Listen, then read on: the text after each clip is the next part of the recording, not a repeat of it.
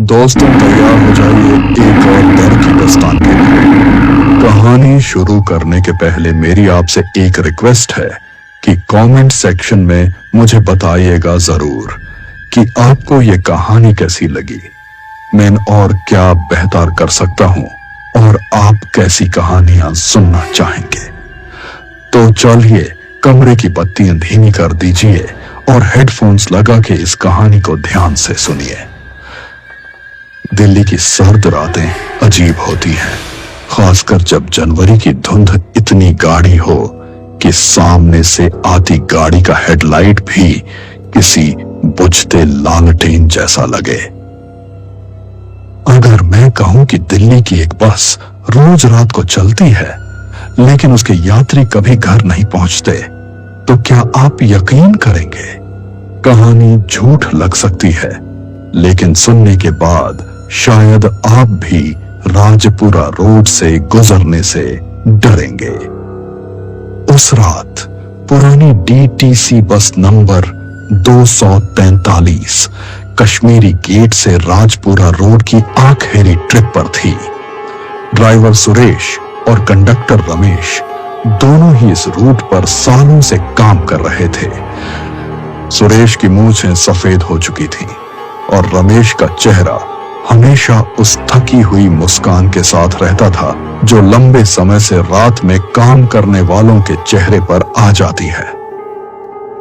रमेश ने टिकट पंच करते हुए कहा, बस जल्दी निकाल लें सुरेश, इस रूट की रात वाली बस में लोग कहते हैं अजीब सी बातें होती हैं। सुरेश ने हंसते हुए कहा, अरे भाई, तू भूत प्रेत की बेकार की बातों में उलझा रहा।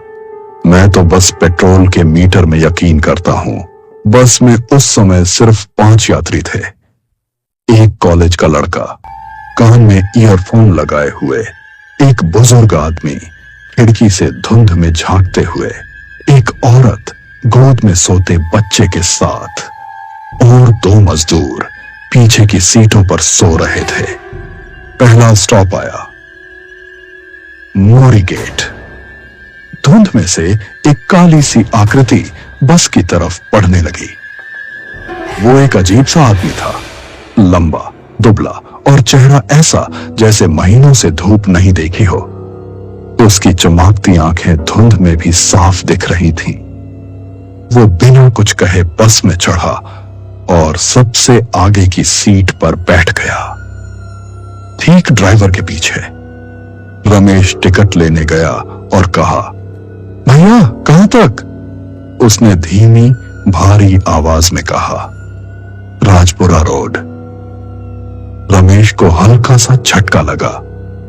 राजपुरा रोड, आखिरी स्टॉप जहां उतरने के बाद रात में कोई नहीं रुकता। फिर भी उसने टिकट पंच किया और उसे थमा दिया। उस अजनबी ने टिकट हाथ में लेकर देखा भी नहीं, बस सामने दिख रही सड़क पर निगाहें टिकाए बैठा रहा। बस जैसे जैसे आगे बढ़ी, धुंध और गहरी होती चली गई। सड़क के दोनों ओर पेड़ थे जिनकी टहनियां बिना हवा के भी हल्के हल्के कांप रही थीं। रमेश टिकट चेक करने पीछे गया और तब उसे पहला अजीब एहसास हुआ। पीछे की 5 में से एक सीट खाली थी, वो सीट जिस पर बुजुर्ग आदमी बैठा था। ना तो उसने बस से उतरने के लिए कहा था, ना कोई स्टॉप आया था, लेकिन अब वो गायब था। रमेश ने सोचा शायद वो आगे आकर बैठ गया होगा, लेकिन पूरी बस चेक करने पर कोई नहीं मिला। वो वापस सुरेश के पास आया, धीरे से बोला, अरे पीछे एक बुजुर्ग आदमी बैठे थे, पता नहीं कहां चले गए। सुरेश ने बिना उसकी तरफ देखे कहा, काम कर रमेश, रात में अपनी आंखों पर भरोसा मत कर।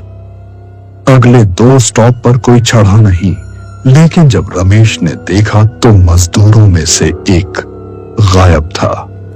फिर वही बात, कोई उतरते नहीं दिखा था, कोई आहट नहीं थी। बस के अंदर की हवा ठंडी भारी होने लगी थी, जैसे किसी ने खिड़की खोल दी हो, जबकि सारी खिड़कियां बंद थीं। और उस अजनबी यात्री की एक अजीब आदत थी।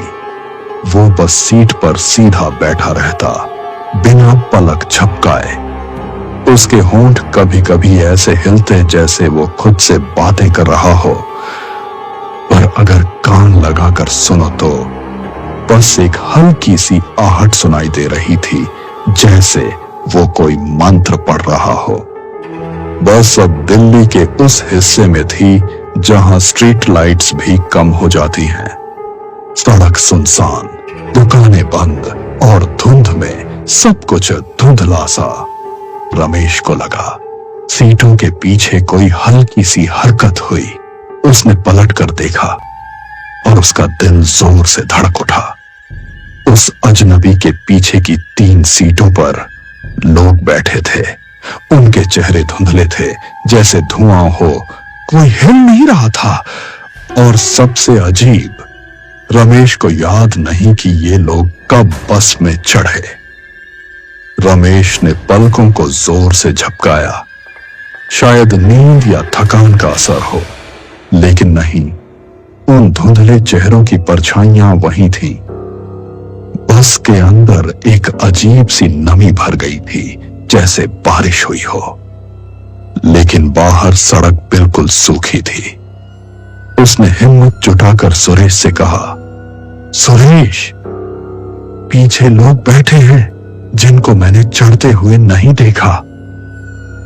सुरेश ने आंखें सड़क पर जमाए रखी और धीमे से बोला, पीछे मत देख, बस मत देख। रमेश का गला डर से सूख गया था, क्योंकि उसने पहली बार महसूस किया सुरेश के हाथ स्टीयरिंग पर कांप रहे थे। जैसे जैसे बस आगे बढ़ी, बाहर का नजारा बदलने लगा। दिल्ली की पुरानी गलियां जो वो 1000 बार देख चुके थे, अब अजनबी लगने लगे।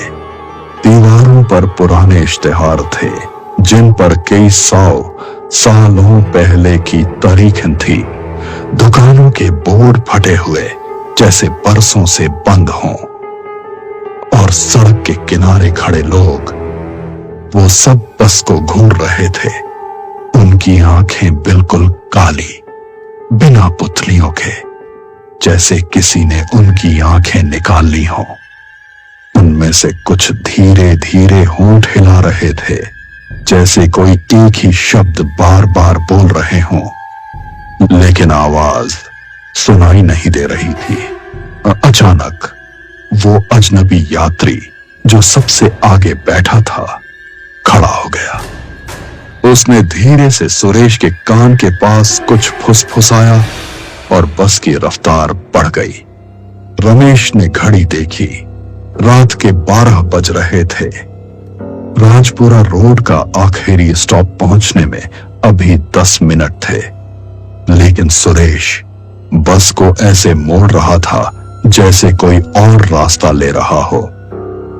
अरे, ये तो सीधा रास्ता नहीं है, रमेश ने घबराकर कहा। सुरेश का चेहरा पीला पड़ चुका था। उसने सिर्फ इतना कहा, अब ये रास्ता हमारा नहीं है। पीछे से बच्चे के रोने की आवाज आई। रमेश ने देखा, वो औरत और बच्चा। अब बच्चे का चेहरा अजीब था, जैसे किसी ने मोम पिघलाकर उसके नए नक्श बिगाड़ दिए हों। औरत ने उसे गोद में कसकर पकड़ा, लेकिन उसकी आंखें सीधे रमेश के चेहरे को घूर रही थी। बस की खिड़की के बाहर अब कोई सड़क नहीं दिख रही थी, बस काले धुएं जैसी धुंध तैर रही थी। अचानक बस की हेडलाइट बंद हो गई और उस अजनबी की परछाई बस के आगे खड़ी और भी लंबी होती जा रही थी। बस एक झटके में रुक गई। आगे एक टूटा फूटा गेट था, जिस पर बड़े बड़े अक्षरों में लिखा था, राजपुरा श्मशान घाट। लेकिन यह तो कई साल पहले बांड हो चुका था। रमेश का दिल जैसे रुक गया, क्योंकि इस श्मशान घाट के बारे में उसने सुना था कि यहां की आग 50 साल पहले बुझ तो चुकी है, लेकिन कुछ चिताएं अब भी जलती हैं। अजनबी धीरे धीरे बस से उतरा और उसके पीछे बाकी यात्री भी। वो सब धुंध में मिलते जा रहे थे। रमेश चीखा, सुरेश दरवाजा बंद कर। लेकिन सुरेश बस का इंजन बंद करके खड़ा हो गया था। अजनबी आखिरी बार मुड़ा और उसकी काली आंखें सीधे रमेश पर पड़ी। उसने धीमी आवाज में कहा, अब तुम दोनों ही आखिरी सवारी हो। तभी रमेश ने झटके से जेब टटोली। उसके पास लोहे की एक पुरानी चाबी थी जो वो मंदिर जाते वक्त हमेशा रखता था। बचपन से सुना था, लोहा और ईश्वर का स्मरण बुरी आत्माओं को रोकते हैं। उसने पूरी ताकत से वो चाबी बस के लोहे के हैंडल पर दे मारा और भगवान को जोर से पुकारा। अचानक बस के अंदर जैसे करंट दौड़ गया। लाइटें तेज चमकी, खिड़कियों से धूप पीछे हटने लगी और वो अजनबी जो दरवाजे से बाहर जा रहा था पलटा और पहली बार चिल्लाया, एक ऐसी चीख जो किसी इंसान की नहीं थी। बाकी यात्री वहीं जम गए। उनके चेहरे पिघलते हुए राख जैसे बिखर गए। सुरेश जैसे नींद से जागा। उसने इंजन ऑन किया और पूरी ताकत से गियर डाला। बस दहाड़ मारती हुई आगे बढ़ी। श्मशान घाट का टूटा गेट पीछे छूट गया। पीछे मुड़कर देखा तो धुंध में वही अजनबी हाथ फैलाकर खड़ा था, लेकिन धीरे धीरे गायब हो रहा था। बस ने जब मुख्य सड़क पकड़ी तो घड़ी में रात के 3 बज रहे थे। रमेश ने राहत की सांस ली और सुरेश पसीने से भीगा था, लेकिन जिंदा था। दोनों ने एक दूसरे को देखा और फिर पीछे पलटकर देखा। बस का हर सीट, हर कोना पूरी तरह खाली थी। सुबह जब बस डिपो पहुंची तो वहां खड़ी बाकी बसों के ड्राइवरों ने आश्चर्य से पूछा, अरे ये तो वो रूट है जो 20 साल पहले बंद हो चुका है। तुम लोग उस श्मशान की तरफ कैसे चले गए? रमेश और सुरेश ने कोई जवाब नहीं दिया, लेकिन उस दिन के बाद से दोनों ने कसम खा ली, कभी रात की आखिरी सवारी नहीं उठाएंगे।